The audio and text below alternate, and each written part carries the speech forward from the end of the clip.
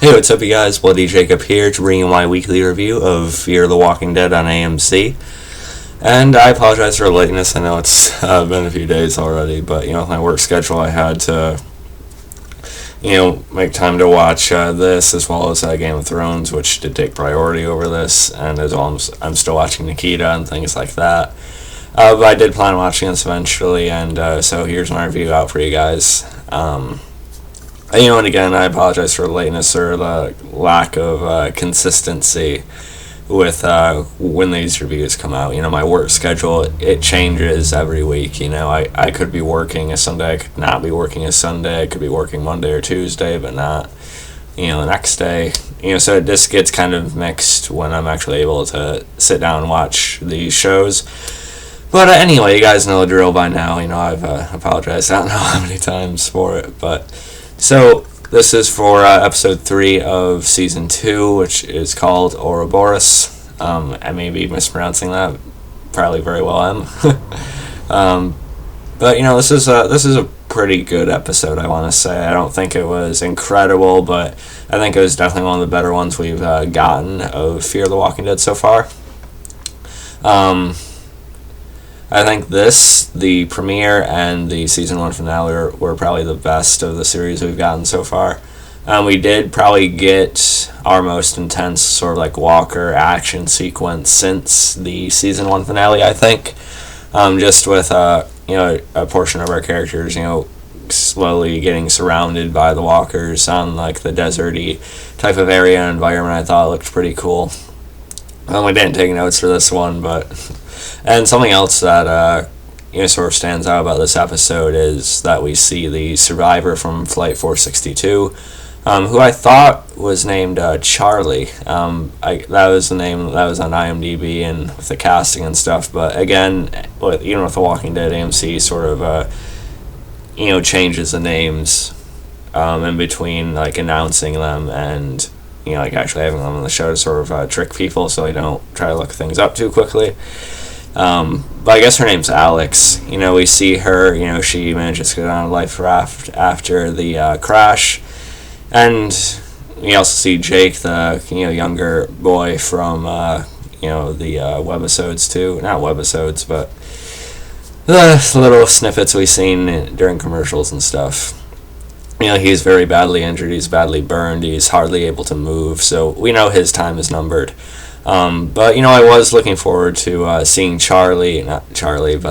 Alex joining the show, because I found her to actually be pretty interesting, because it seems like she already has a pretty good grip of what needs to be done to survive, and it seems like she's already kind of aware of what's going on, really. So I'm wondering more about her backstory and how much she actually knows about it. But again, it can't be much, since Kirkman doesn't want to give us any answers on the virus, but still... It's good to see a stronger female character right off the bat like her.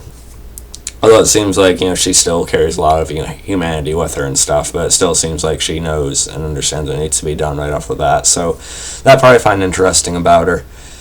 And we see her sort of floating along with a couple other people who actually survived, and one of them ends up trying to kill Jake just to put him down out of fear of him eventually turning. She kills him. So that part was pretty cool. And the whole beach sequence I talked about, our regular group ends up spotting the wreckage.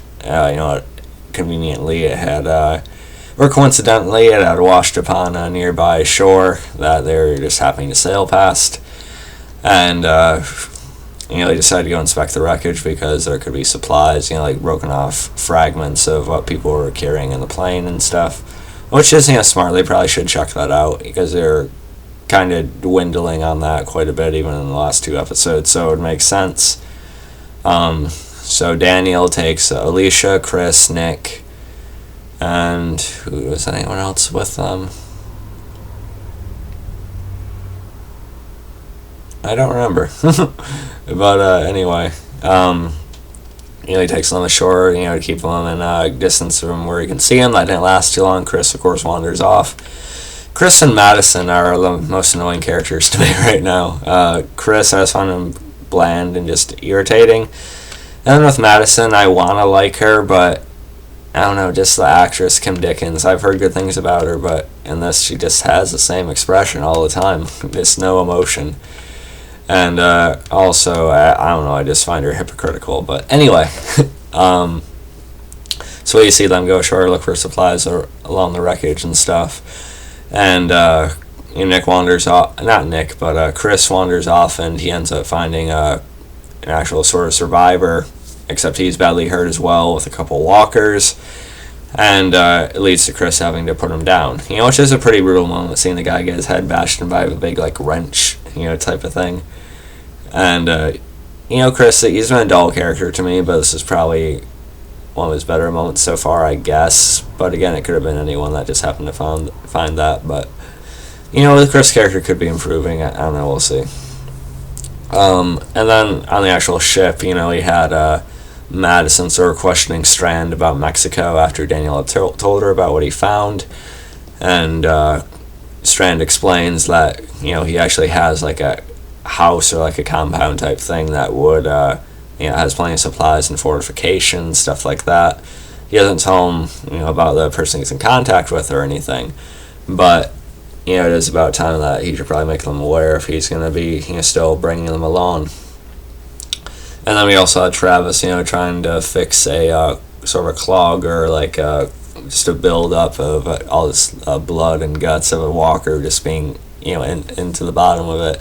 So we see Travis trying to get that out of there, and of course, Madison gets worried, even though she has the same expression she has all the time. That part was okay. Let's see. And, there wasn't a whole lot of moving pieces in this episode. The best part is definitely on the whole desert beach type thing, and, what happened with Alex and stuff like that. But besides that, there wasn't really a whole lot more to talk about other than what I just covered. But like I said, I liked when Alex came running over past Daniel, telling him to run. Then we see this small horde of walkers coming over the hill, and it's definitely an intimidating sight. I like the music that went with it and stuff. And it was good to see, some of our characters just take the next step and just start, knocking down walkers left and right. Not like pros are still sort of stumbling as they do it and stuff, but, I did like seeing Alicia do it. I did like seeing her get in on the action and using that pipe pretty well, or whatever it was that she was carrying. I really do hope they end up developing Alicia pretty well. Alicia Debnam-Carey. Of course, she was on the 100 as Alexa, so I hope they really do something with her character now that she's pretty much completely devoted to this show. But it's cool to see her get on the action, and she sort of develops a quick friendship with Alex and stuff, and Alex actually saves Daniel, who is shooting down walkers, but ends up running out of bullets, and Alex is able to sort of jump on top of one and get it in the brain, which is cool. And then, just as they're about to, sort of get cornered, they make it onto the raft. And then we see, as they get back to the boat, that Strand is completely against it once he sees Alex and Jake, I think is the younger boy's name, over there, because it's just another liability, other mouths to feed, people to worry about. And I think, okay, we're just going to kind of tie them onto the boat and sort of, sail them at least to a certain point anyway.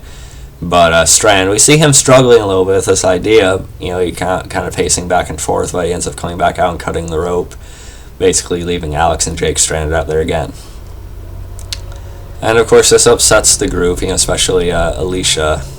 She just she just can't stand doing that to people anymore. And even Alex, she says, she sort of questions, the fact that they're even debating about this type of situation already. So it felt kind of weird that such an emphasis was placed on the Flight 462 character joining the cast. Now they're separated again. I'm guessing we're gonna see Alex again. I don't think Jake's gonna survive no matter what. But I do think they should bring Alex back. And it looks like there's gonna be some kind of mutiny against Strand in the next episode, so maybe they'll go back for him or something.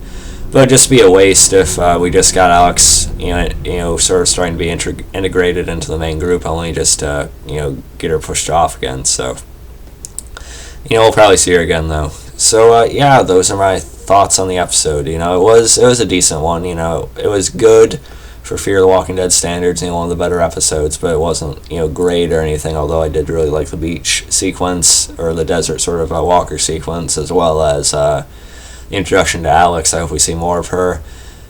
And yeah, so my favorite characters so far, by the way, are probably Alex, Strand, Alicia, and Daniel, kinda. The rest of them I really don't give too much of a shit about. Nick's cool, and he also discovers the guts trick. He sort of walks up to a walker when he's covered in blood, and he sort of notices it. So that part was cool. I kind of like Travis, but I don't really care for Madison or Chris or the rest of them at all. They still need to really work on the characters and how interesting they are, I think. But it is what it is. So overall, a good episode by Fear the Walking Dead standards, but not great in comparison to a lot of other things. But it still has potential. I'm still going to keep watching it. So I hope you guys enjoyed this video. I know it wasn't overly long or in-depth or anything, but still hope you guys liked the video, those who watched it this long anyway. So follow me on Facebook, Twitter, and look for InspiraDead.com. Catch you guys next time. Most likely, I still got to watch and review the episode of Containment this week. Hundreds on tomorrow night, so I'll of course be reviewing that. I'm also going to be finishing Season 3 of Nikita soon, so you'll probably see a review of that within the next few days. And of course, Vampire Diaries and Originals coming up Friday. So catch you guys for that, and peace.